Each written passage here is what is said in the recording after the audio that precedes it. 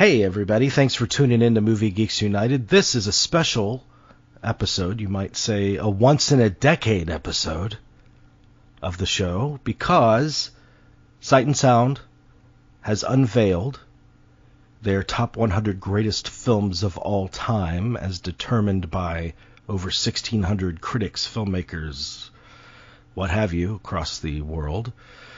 And we're here to debate that list, Adam and I, and we're joined by our good buddy and film critic and previous contributor to this Sight and Sound poll, Mr. Tony Macklin, whose reviews you could read at tonymacklin.net. Hey, Tony. How are you? Good. It's very good to have you here. It's been too long. I'm not sure, because to me, the recent poll is the end of an era. And I am going through the many steps that a critic goes from, and I've reached the step of anger. So I'll try to be nice. No, that's fine. But, you're in the angry stage of, you're grieving, and this is the stage. Well, it's more than grief. It's an end of an era. It's an end of an era in film. It's an end of an era in criticism. You take the floor, and then I'll chip in. Well, you're definitely not alone. I mean, a lot of people, since this list was unveiled last week, have really been infuriated by it. I'm not so. I think the fringe has swallowed up the central, the proven. As we talk about the films that were added and the films that were dropped out, right? It's shocking. Well, I think that's especially relevant when it comes to the films that were dropped out. I mean, it's amazing what did not make the top 100, which I'm sure will be included in the expanded 250 that'll come out whenever. But no Chinatown, no Godfather 2, no Altman, no Spielberg. Those are just a few examples. Well, no David Lean, no Spielberg, no Altman, no Peckinpah, no Roman Polanski, no Caine brothers. No, Michael Carnet, the French director who made one of the masterpieces of all time in film, and his Children of Paradise was kicked out and replaced by, how do I do this without sounding anti-feminist, two women, and I think both of them would probably say that Carnet's Children of Paradise is better than their film that were appointed to the list. It really is. It really is devastating. And it's better than what? Portrait of a Lady on Fire and Jean Dielman? Are those the two that you think displaced it? No, I think. I wrote a very favorable review of Portrait of a Lady on Fire. It's now in the 30th spot of the greatest films of all time. I mean, How can that be? And Children in Paradise is off the list. And the other one was the Claire Denis film, Prevail, that was made in 1999. And she's a competent director, and she could be mentioned, but she's seventh.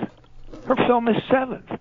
And when we're talking about the number one, I may have a fit.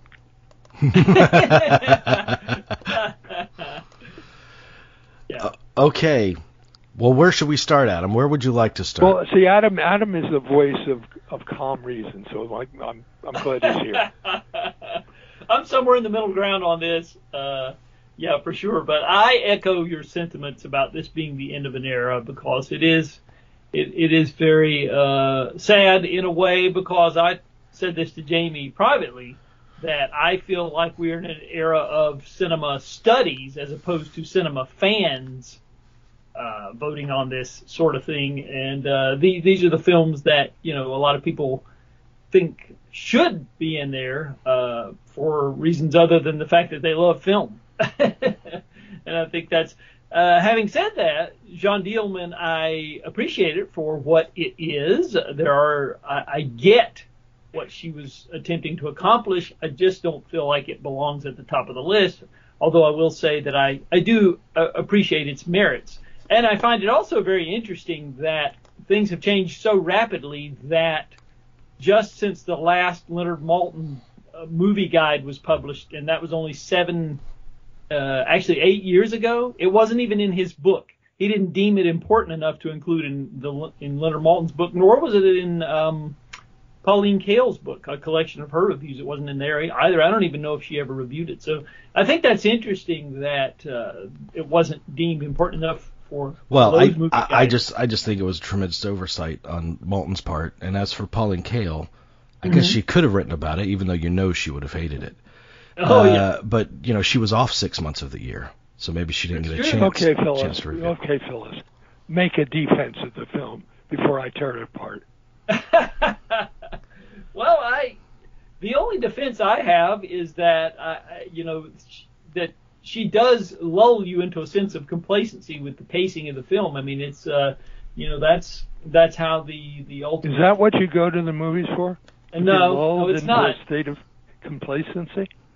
No, I'm not disagreeing with anything you're saying here. I'm just saying I get what she was attempting, but I'm not disagreeing with anything you're saying because it is a bit of a chore to. I think it's a 3 hours and 22 minutes of minimalist tedium and shots of spoons being dialed off and put in the drawer. I mean, that's the whole film until the surprise ending, and by then, it's just wasted the viewer's time. I don't think there's one shot in the whole film that is more than average. And a lot of people have done the empty corridors better than Ms. Dielman did. Did you guys know she committed suicide in 15? Yeah, I remember that. I remember when that happened. Yeah, that was Armand White wrote a review today and said that no wonder she killed herself. Respectful as he always is. I was being too kind to say that.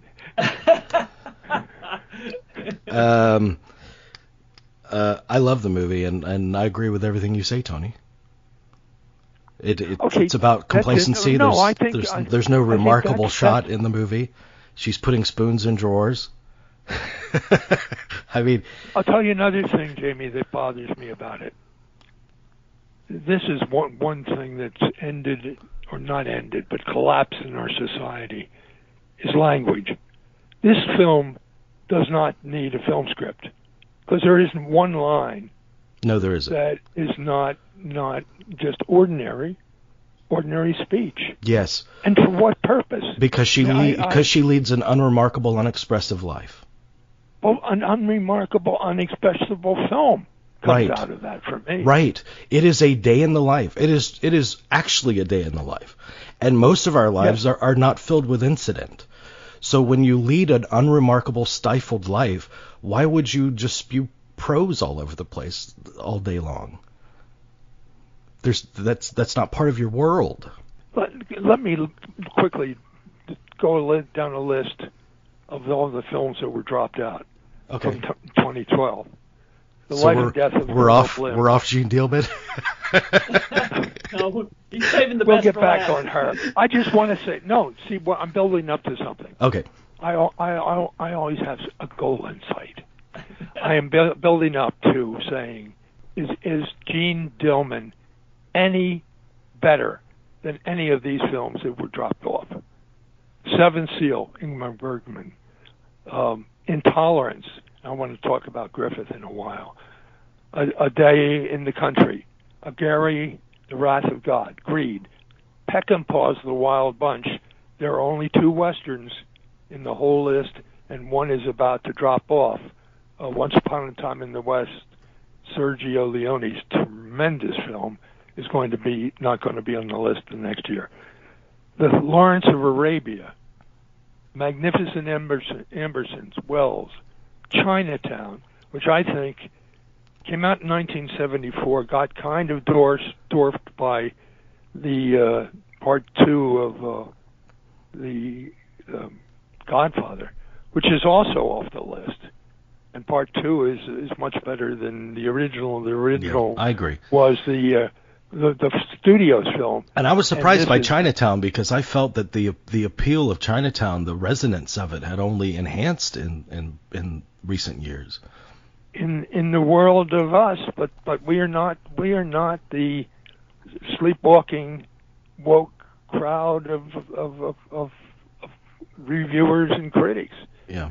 I mean, I don't think any of them even know that James A.G., who was, to my mind, the best critic that there ever was. And when you still read him, I mean, the man can write, the man thinks, he's intelligent. So a couple others, Le Grand Illusion, Nashville, The Eclipse, and Wild Strawberries, another Bergman. Mm-hmm. I cannot find any of those films that aren't better than Gene Dealman. So you got to ask yourself, why was it chosen? Why was it so extreme? And when you look at the list, the fourth of 5 American films, and the fourth leaped up. Is Mulholland Drive, David Lynch's film, really the 8th best? Greatest. I was shocked when it made 28th 10 years ago. I mean, yeah. I like Mulholland Drive. I've grown to like it more over the years, but I'm still puzzled why that is a more favorable David Lynch film to the populace than Blue Velvet, which I think is his masterpiece. It also appeared on the list. Yes, much farther down. Yeah, but this isn't my list. I mean, it doesn't need to be reflective of my taste. No, but it has to be reflective of your intelligence and awareness. It's like these people have not seen the classics. They don't even know the classics. I mean, when you look at the films that are put on, I mean, I think the last film that won an Oscar that will be a classic is No Country for Old Men. And how long ago was that? Yep. And not only that, but the Coen brothers' Fargo was thrown off, so they aren't on the list.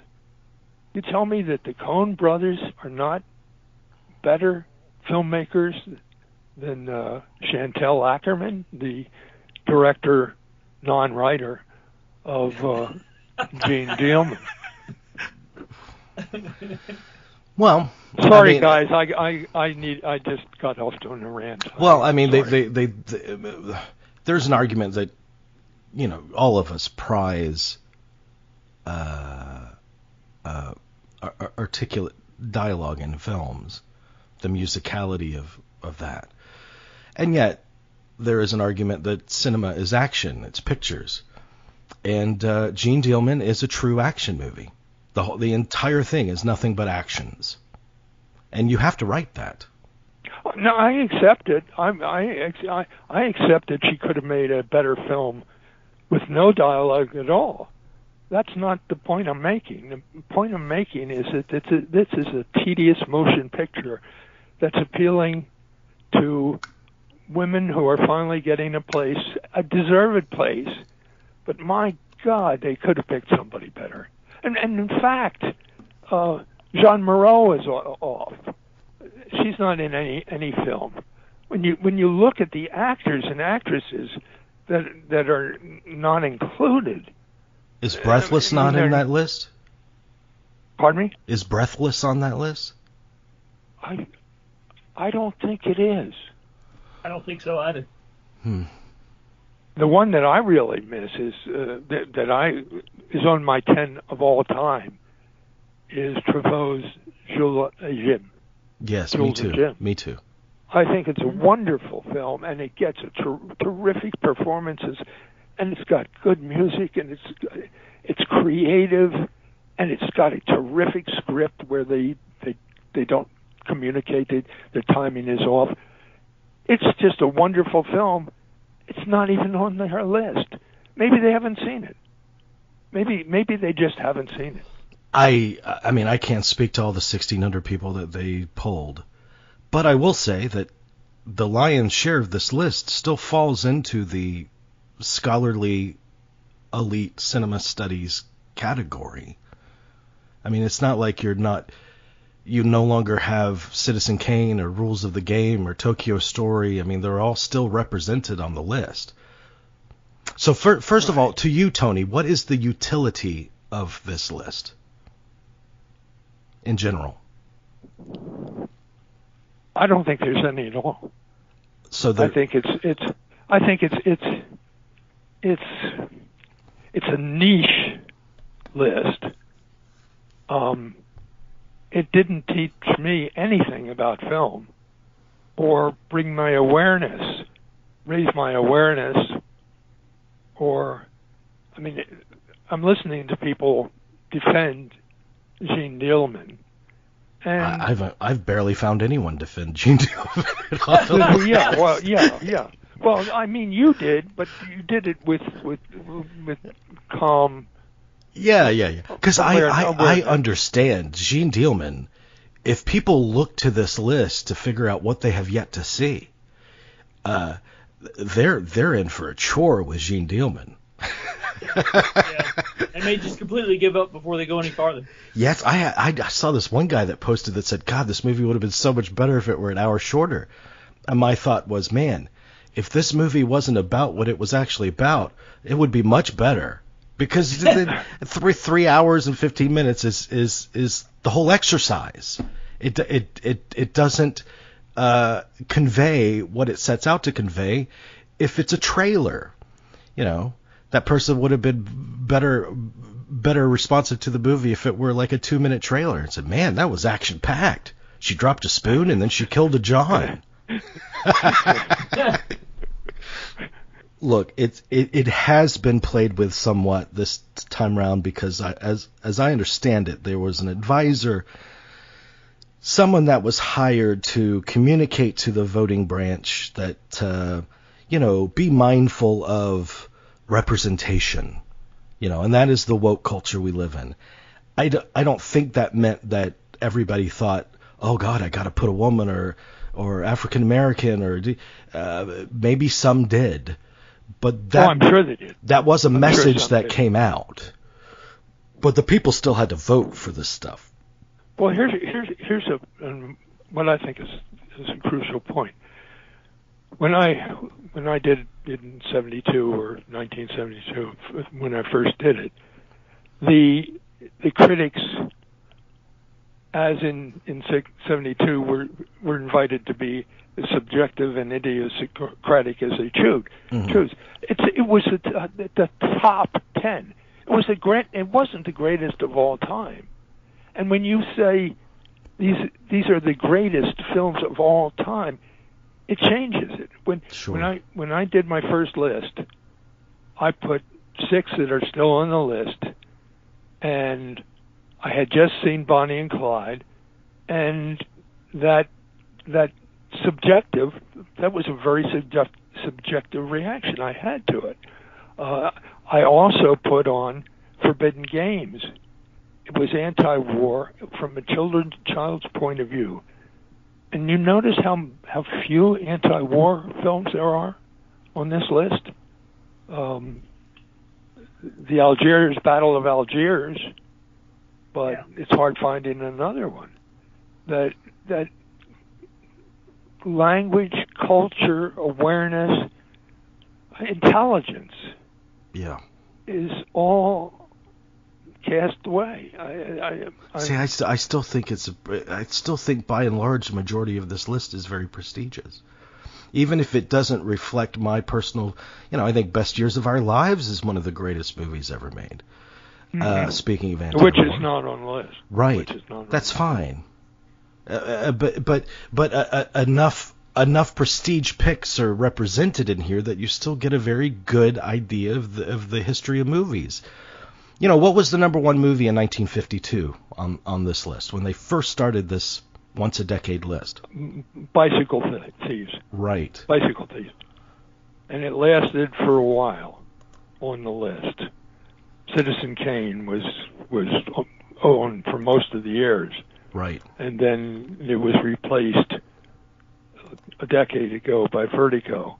Now, I thought at the time, I may have said it to you, that I thought that 2001 Kubrick's film, Space Odyssey, might be the number one.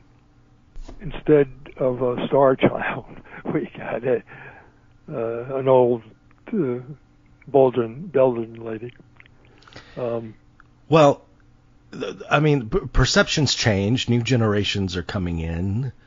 But everyone comes with their own biases. I mean, if you go by Scorsese's top 10 list, there were no greatest films made after 1968, even though the 70s were one of the great periods of filmmaking history. But that was one that Scorsese was operating in, so maybe he felt uncomfortable including that time period. So I also think he just dismissed the idea of greatest films of all time. You can't pick the greatest film of all. I mean, you can pick it, but I change from day to day. Right. What my favorite Hitchcock film is. It's impossible to. You can have a list, and I think this is true. I used to go on the radio show with Al Bernstein, the fighting guy, and he always said, "You have a sense of what appeals to everybody. You.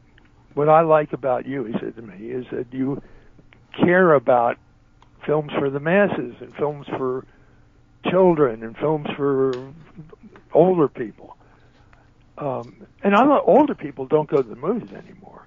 I'm not even sure they watch them on television, on Netflix or anything, because I talked to friends of mine and I haven't seen a movie in 3 years. I mean, why would you when you have so much content with the Kardashians? I mean, you just can't give that up. Yeah, long-form television is where it's at, unfortunately, and and I miss the days of not. I mean, I like something with a beginning, middle, and an end in less than 2 hours. So I do miss that, and I think culture is going in a different place, and movies are. So Adam, you stay away from your bed, huh? Well, the criteria, that's an interesting point, because I would be faced with, I remember having a conversation with my friend Aaron years ago, and he was making lists of music lists and all this kind of stuff, right, and greatest of this and that. I said, well, greatest meaning your favorites or the greatest that represented a step forward in the art form, or how are you categorizing your greatest? If it were a greatest film or the films that advanced the art form, does that mean that something like Avatar would be in your top 10 because it represented a revolution in visuals and computer graphics? So that criteria doesn't work. Yeah, true. So it's interesting. That's something that I would be facing, because my favorite films some of them aren't necessarily prestige films that represent the very best of what the format has to offer. That's why top films was such a better term than greatest films of all time, because the top can be your favorite. The top can be something that was meaningful to you at some time in your life. Yeah. One of my favorite right now, I probably would, I don't know if I would put it on my top, but Philadelphia. I think Philadelphia is a terrific film. And Philadelphia also has the opening song by Springsteen, who won the Academy Award, and the final song by Neil Young. I mean, what film has that kind of beginning and end? And the performances and and of course I'm from Philadelphia, so it had some real personal resonance, real personal resonance. Yeah. So and that would not be on a scholarly top 10 or 100. I mean, do you? Let me talk about how. Let me make my argument for Jean Dielman, because I don't feel like I've done that yet. Let's hear it. I discovered Jean Dielman about 10 years ago, and I discovered it thanks to the Criterion collection, and I think that's why a lot of people have discovered that movie. And quite frankly, a lot of movies on this list, the younger generations have discovered because of Criterion. So I think they've done a great service. But Jeanne Dielman, I generally don't like endurance tests. I can't gel with Tarkovsky, Solaris, and all of that kind of stuff. It's just not my bag. But for whatever reason, I allowed myself to be hypnotized by Jeanne Dielman, and I got on its wavelength so much so that it made me question my perception of the passage of time in movies, the lack of incident, and I was totally accepting of it in Jeanne Dielman. So much so that... Are you sure, Jamie? You sure you didn't fall asleep? No, I mean I don't know why you think I'm not sincere, but no, I didn't. I didn't say you weren't sincere. I said you may have napped. So much so that when she drops the spoon or whatever goes wrong from her routine, right. That's the third act incident. She drops the spoon, and yet I felt, something's off. and so that movie kind of did the impossible for me, and it made the mundane hypnotic. And I felt like, man, this is a very specialized movie. It's not for everyone. But if she's trying to portray the complacency and the mundanity of daily life, then especially as it relates to the women's plight, I think she did it as well as anybody ever has, because she actually did it. She didn't have characters speak of it, or there wasn't somebody to talk up through the theme of the movie. I just saw this movie, She Said, which I liked. Well, you made a terrific defense for it, and I believe you can make a defense for so many films. Yeah, but to finish my point, there's a movie called She Said, where it's just about the Harvey Weinstein, the journalist that brought Harvey Weinstein down. Right. Halfway through that movie, there's a big conversation between the two lead characters where they just articulate the theme of the movie. And I'm thinking, why don't you just trust that the movie you're making is about those themes without having to articulate it like we're dummies? In case you missed it, so Jeanne Dielman is actually it is what it's about. It represents that boredom, that meaninglessness, the routine, the lack of excitement, the lack of whatever. And that's I think that's how most of us live. Still, I think most of us go through our daily routine, and there's really nothing that thrills us in our daily lives. Nothing that I know that I feel that every day. And I do some pretty cool stuff. So maybe I empathize with that character. I don't know. But at the same time, let me go through. Jeanne Dielman is not a surprise. I'll tell you why Jeanne Dielman is not a surprise. Because in 2000, The Village Voice did their own poll of the greatest films of the 20th century. And Jeanne Dielman came in 19th. At that time, there was no such thing as woke in the vernacular. On the Sight and Sound list in 2002, Jeanne Dielman was number 73. In 2012, it was number 38. More people have seen this movie as the years have gone on, and enough have responded to it. So I don't think it's completely out of left field. Yeah, I don't think it was a surprise either, because I've been seeing a lot. I've been hearing rumblings about it for the last several years myself. Probably more so since about around 2015, I think, is when I first started hearing a lot of rumblings about it, and these movie lists and things you should have seen, things you may have missed, that type thing. Well, I was surprised that it placed number 1. I'm not going to lie. It isn't my favorite movie. It's in my top 10 of the 1970s. But I didn't feel. I feel like there was a trend where it has been rising for decades before the woke movement. Mm-hmm. That I was more accepting of it, I guess. Yeah, that's what I'm saying. It was around 2015, just a couple of years prior to the woke movement, when I started seeing it becoming increasingly placing in lists. Tony, are you still there? Yeah, sure. I'm okay. It just I get paranoid with this three-way stuff. I want to make sure that nobody's left out of a three-way. That's good. No, I thought your positive articulation for it was valid. There's some movies that are like that. You see them once and they work their magic or not, and you're done. So yeah, I definitely think and it was an experience. I don't have any desire to see it again. I've seen it. Like I said, I did kind of sort of get on its wavelength, but I wasn't as over the moon about it as some, but didn't hate it as much as others. So I'm firmly in the middle on this one. But there are a lot of other films, I should say, that I do believe are truly deserving of that hallowed spot on the top of that list. So we'll.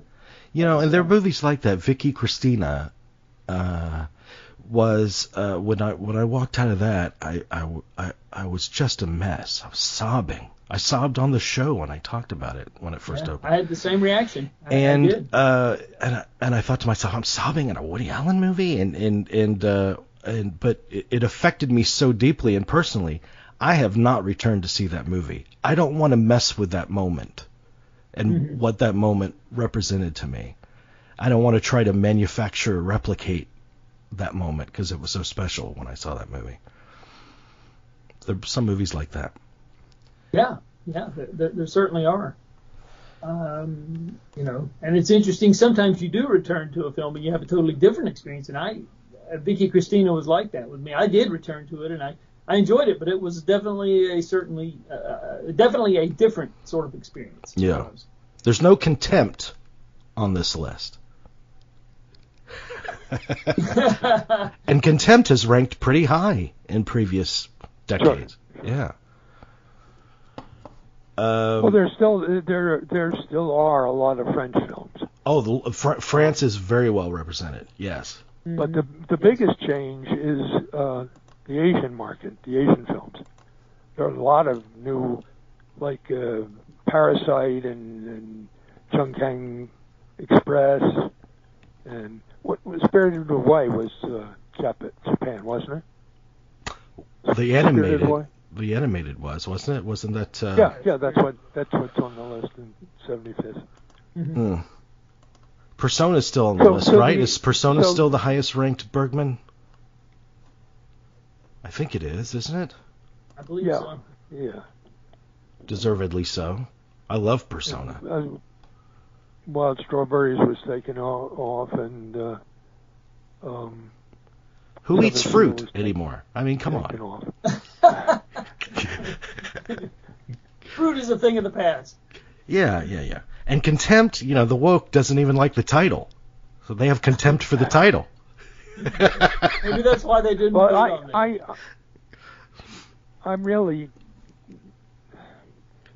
I'm uncomfortable talking about the woke. I mean, I guess I brought it up because I think it's just a phase, and it seems to have become so fringy and taken away so much from the strong, powerful, decent center that I have a hard time. To me, it's just not a part of my life. Right. In fact, I was talking a minute ago about language. Language is, Uh-huh. And what is the biggest word in the history of sports announcing and sports covering? It's unbelievable. No, I saw it. I believe it. It's unbelievable. No, what? I mean, everything in our culture seems to be dumbed down. This is an old guy talking, I guess, and that's what happens. No. Because you have context, and you have. Come on, Tony. When you first saw this list, I'm sure the first thing out of your mouth was, "God, this is unbelievable." I have never ever used it as descriptive of anything. Yeah. I might say remarkable, and I might say incredible, but I believe what I see upon further thought. Right.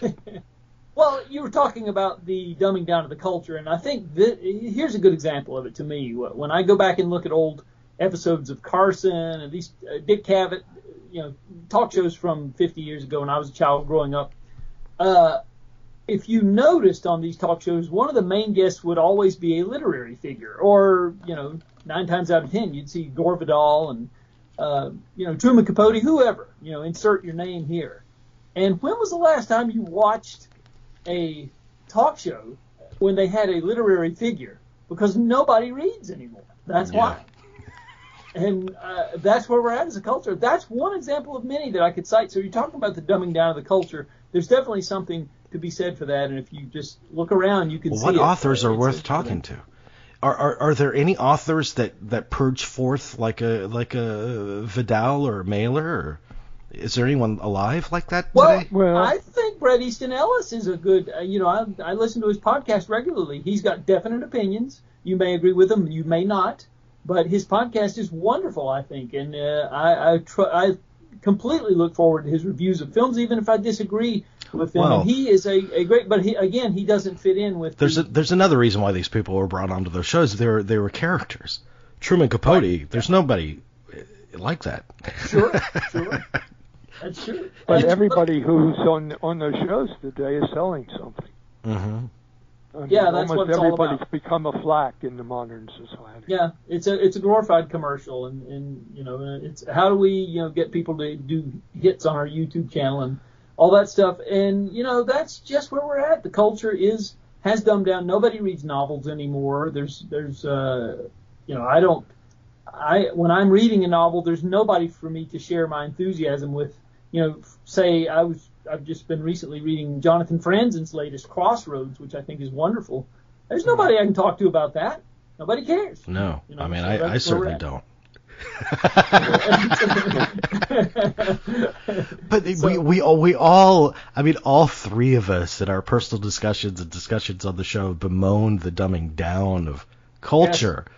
The lack of culture in the world, the lack of intelligent conversation about, and yet you look at this list, you still have Battleship Potemkin, you still have the rules of the game, you still got La Dolce Vita. I'm honestly feel more optimistic seeing this list in its current form than what it could have been. I don't think I don't want us to come across, because I don't think any of the three of us are, what do I want to say, bigoted or against the masses or the people who don't have a college degree. A person is a person, and a person, if he or she has decency and not pretense. The only two things I hate are ignorance and hypocrisy. And you find those in every class of person there is. Yeah. And I think that both of us, all three of us, look for Adam more than anybody. Adam looks for the good in everything.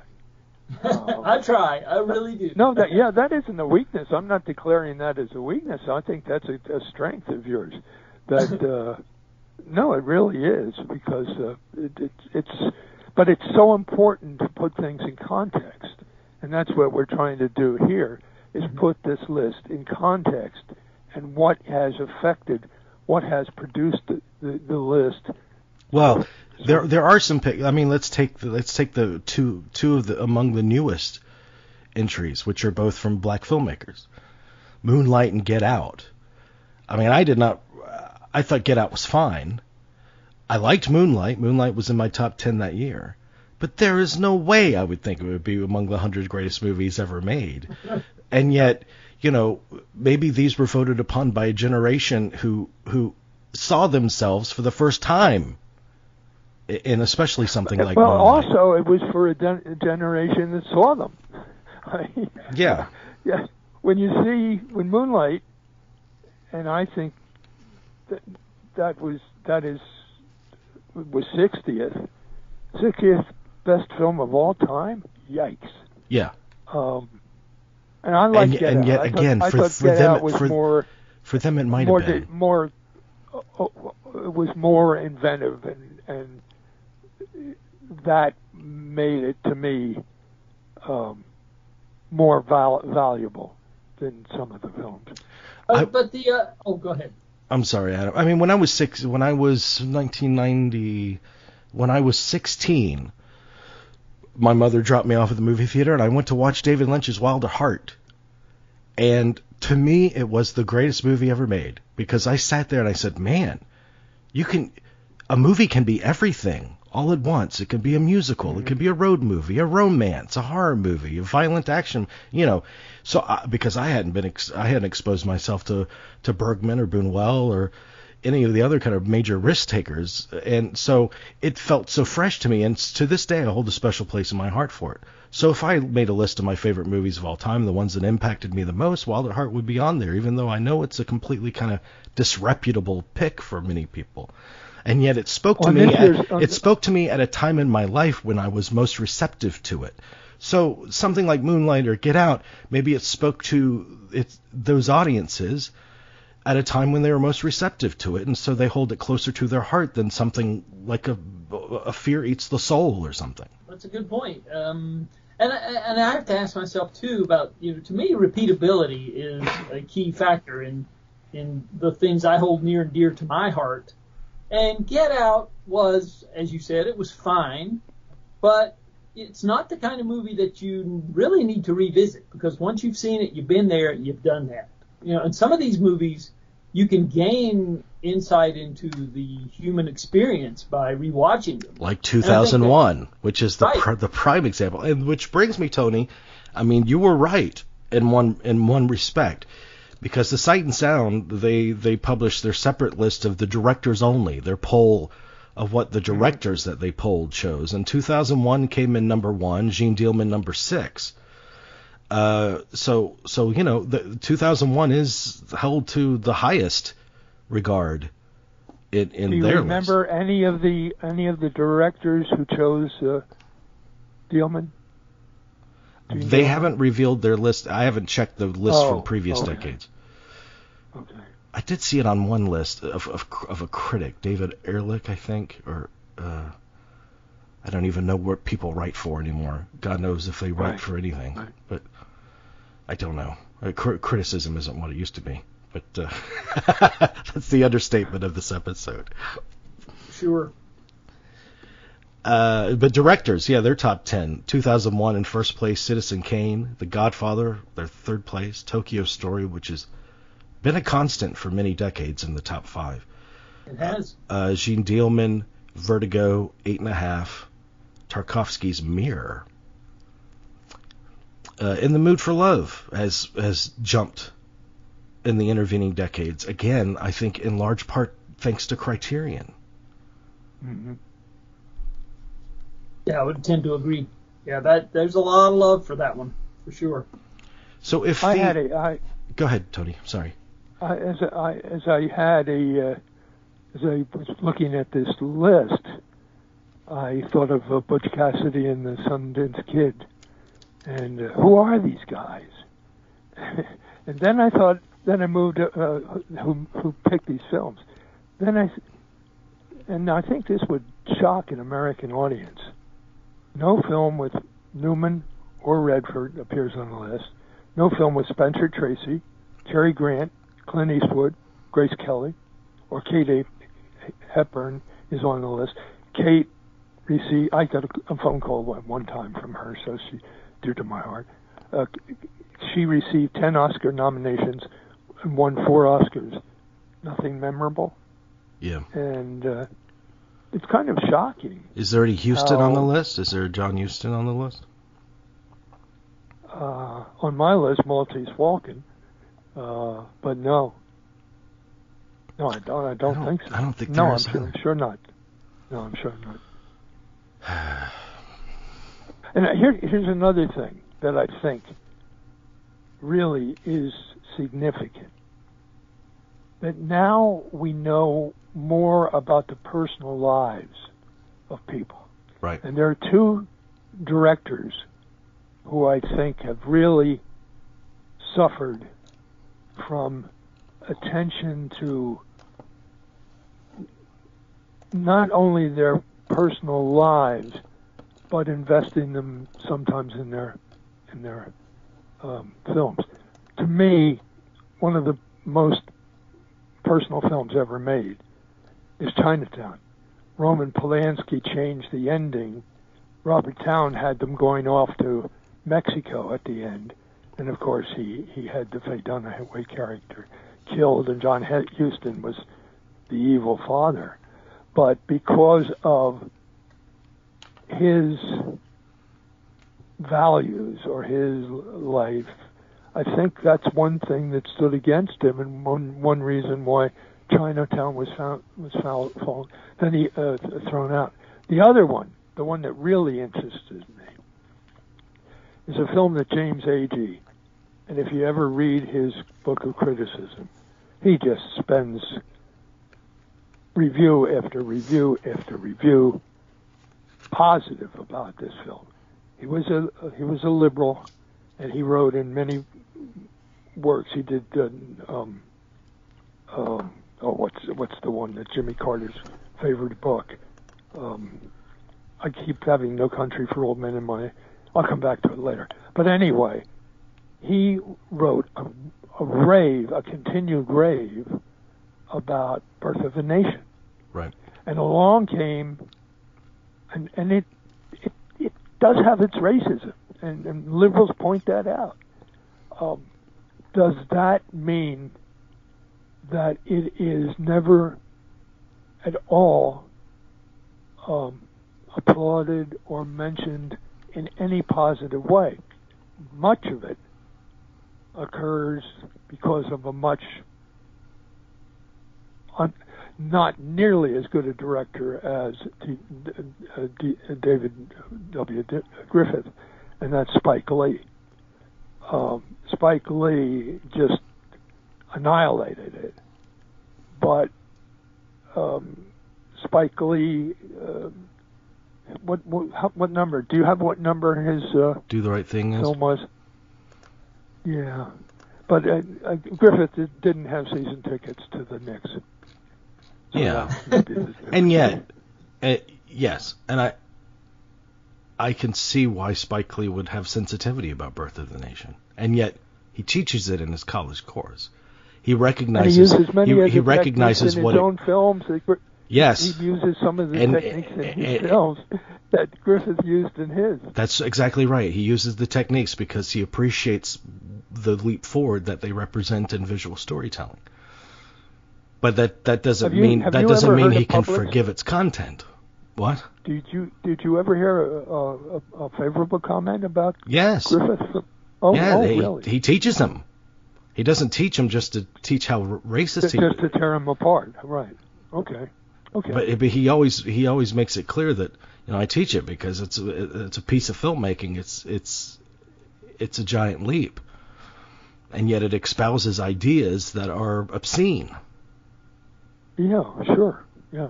And the same can be applied to Leni Riefenstahl. Absolutely, and she's disappeared from the list when she was on it in the past. But I agree. I do agree that the tendency with too many people today is when they're offended by something, and I think people are far too offended. I don't see any use in offense, but their knee-jerk reaction is to pretend like it never existed, instead of grappling with it and saying, "Hey, let's learn from this. This is an example of something." And I don't agree with let's just ban it, let's outlaw it, let's pretend like it never was in existence, like it never happened. Let's take Lillian Gish's name off that building because we don't need to recognize that she existed in any capacity or did any work that was worthwhile. Mm-hmm.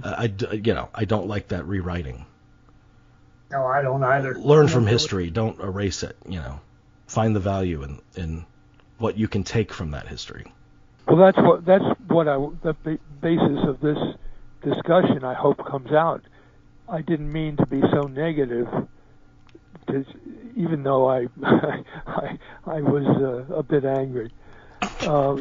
But I wanted to say, and I think you've asked me about the nature of putting this list out, and it just hurt me personally, this list, because I see so many films and so many filmmakers that are being now ignored or marginalized or cheapened. Yeah. Cheapened. That David Lean.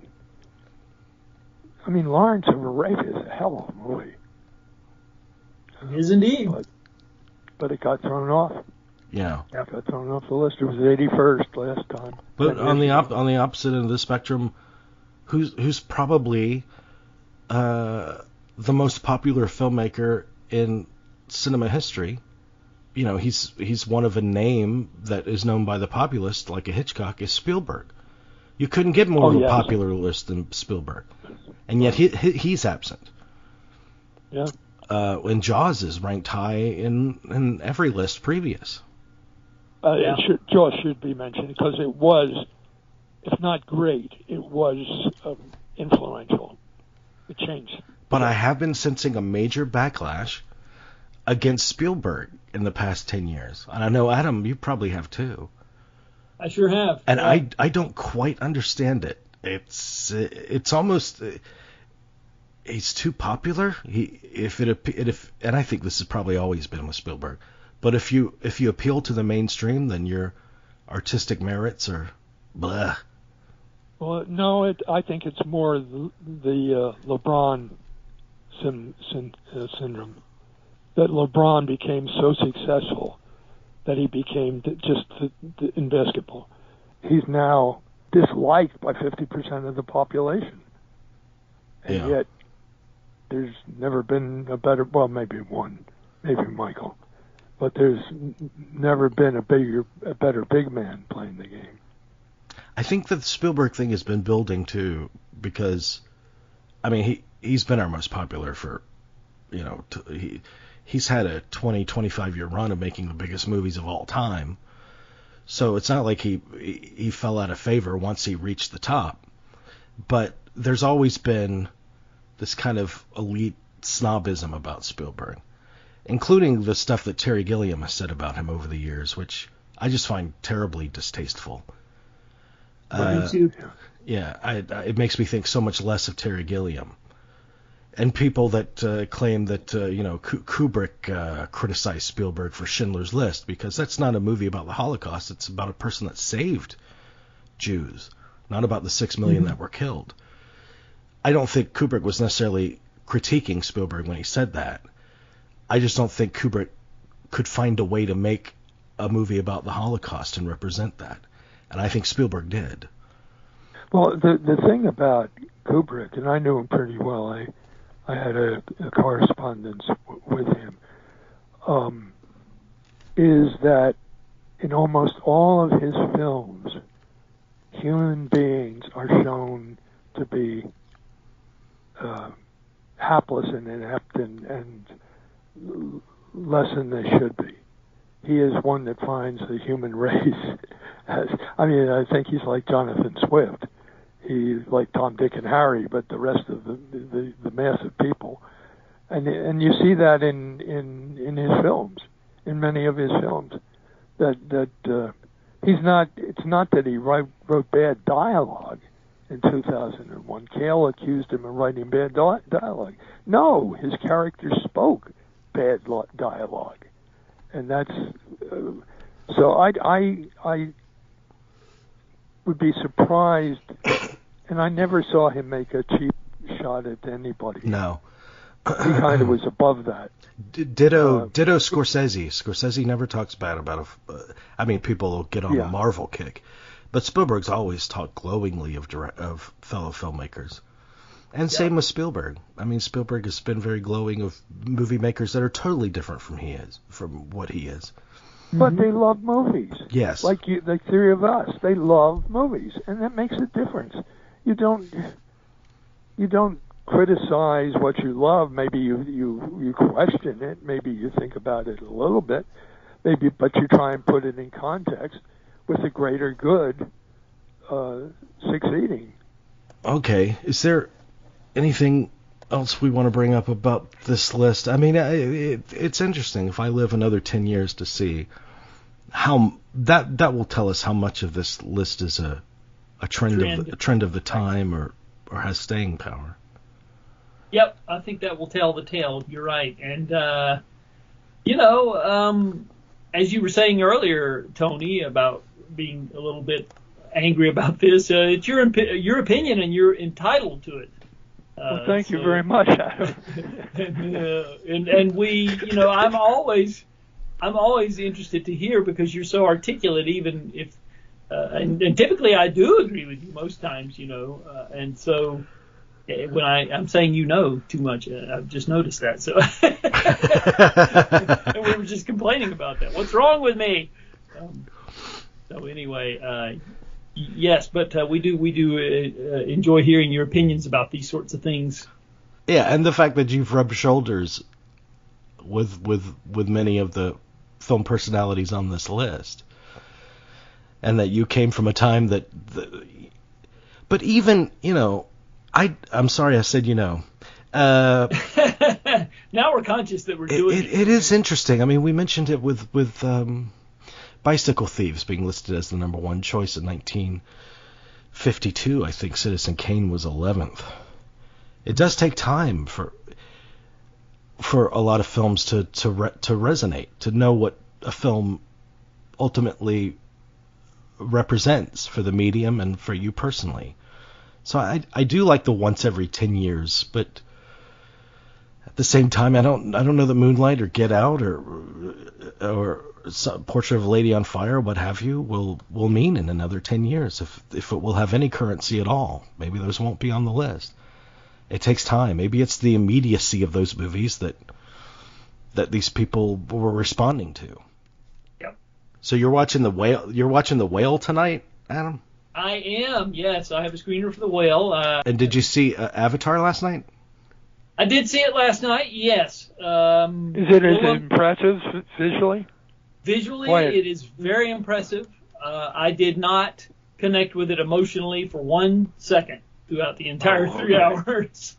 It was, it's basically a revenge story stretched out over 3 hours. And the midsection sags really bad. I think there's a lot of playing and frolicking in the water, and I was fighting sleep in the middle hour of the film. But then the last hour of the film is pretty visually spectacular. I was lucky enough to see it in a screening room with Dolby Vision and 3D, and it was quite impressive. Wow. And so it was, so technically, it was a mixed bag for me, because, it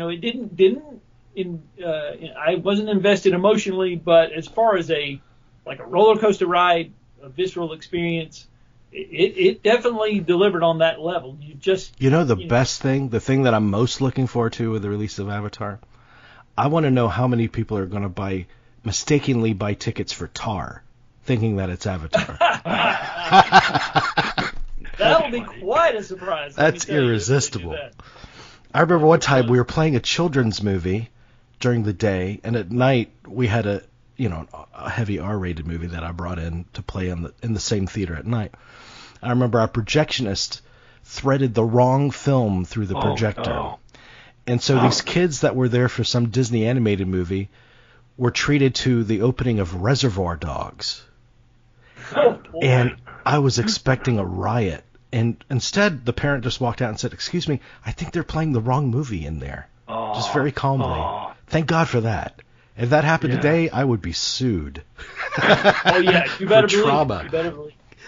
Anyway, I'll watch Avatar just for the sensory experience of it, I guess. But see it in a good theater. If you don't see it in the 3D and the Dolby Vision, you're going to be really kind of. You have to. Yeah. Yeah. But if you can, are we gonna end this, Jamey, or not? What's going on? Yes, I think we're all done. No final thoughts about the list in the next 2 years. In the next 10 years, What's the one wish you have for this list in the next 10 years? Whether it's a specific title or an overall feeling. I hope quality wins out, and I don't mean just what I think quality is, but if I can rationalize films that are taking the place of classics is not my. I can't accept that. So I hope that what you said, that some of the that Potemkin, Battleship Potemkin, stays on the list. Just because it's Russian and just because it's old, don't throw it off. Please don't throw it off. Yeah. I would agree. Well, yes. And again, my argument with this list is I'm disappointed by some of the entries in it. I don't agree with a lot of it, but I don't need to agree with a lot of it. I do feel like overall it's representative of great cinema. I think 80% of this list is very academic and not lazy. And I don't see a point in a list being made every 10 years unless it accommodates for change. If it's going to be the same every 10 years, then why not just make one list and be done with it? Agreed. Okay. All right. Good talk. Does this feel like has this felt like a therapy session, Tony? Not enough. No. Don't despair, Tony. We love you. Don't despair. Yes, we do, man. I mean, okay. All right. We value your opinions, and I always look forward to hearing your takes on things. I really do, because they're always so insightful, and you always have interesting things to say, and I do. I genuinely look forward to hearing what you have to say. Appreciate that. Yeah. I just wish we, as you were saying about novels, I go to lunch, or not lunch, but the donut shop, and a friend of mine meets me, and he tells me the same stories from 50 years ago. He doesn't read anything but histories or nonfiction. Yeah. And there's no. I met a former student who said I changed his lives, and we spent 3.5 hours at the donut shop talking, and those conversations are gone forever. I just yearn for those. When I finally get one like we had tonight, of people that know something, that have personal points of view. It's invigorating. That's so crucial. Yeah. Yeah. It not dead. It is for me too. I'm not dead yet. I'm still here. We're still here. Don't throw me off. Don't throw me off your top 100 list, Tony.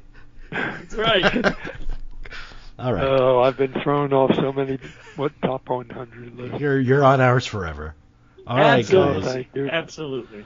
Thanks for talking to me. Hey, guys, I enjoyed it. Thanks a lot. You too, buddy. Too. Bye-bye.